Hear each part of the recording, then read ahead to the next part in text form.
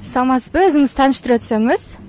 Мен Кадамжай райондук мамлекеттик администрация башчысы Акимдин орун басары Асанова Мээрхан Мизамовна. 1 декабрь бүткүл дүйнөлүк СПИДке каршы күрөшүү күнүнө бүгүнкү учурда бизде акция болуп жатат.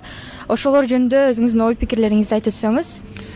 1 декабрь бүткүл дүйнөлүк СПИДке каршы күрөшүү күнүнө карата өкүлчүлүктөн атайын буйрук келген. Ошол буйруктун негизинде Кадамжай райондук мамлекеттик администрациясындагы 2 ноябрдагы буйругу кабыл алынып, бардык тиешелүү мекеме ишканаларга, жергиликтүү өз алынча башкаруу органдарына жөнөтүлүп, 1 айлык жарыяланган 15 ноябрдан 15 декабрга чейин.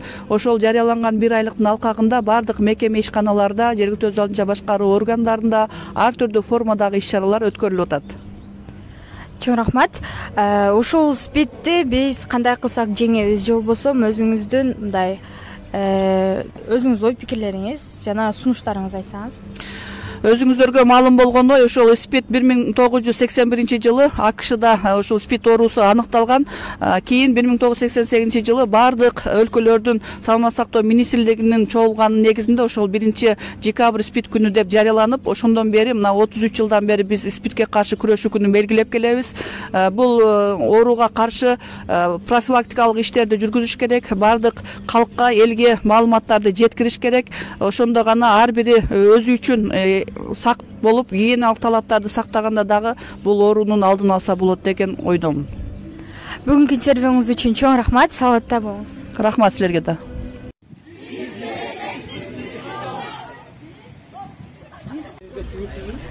Саламатсызбы, өзүңүз тааныштырып өтсөңүз? Саламатчылык, мен Кадамжай райондук мектеп-лицейинин 10 класстын окуучусу Кайымова Айдана болом.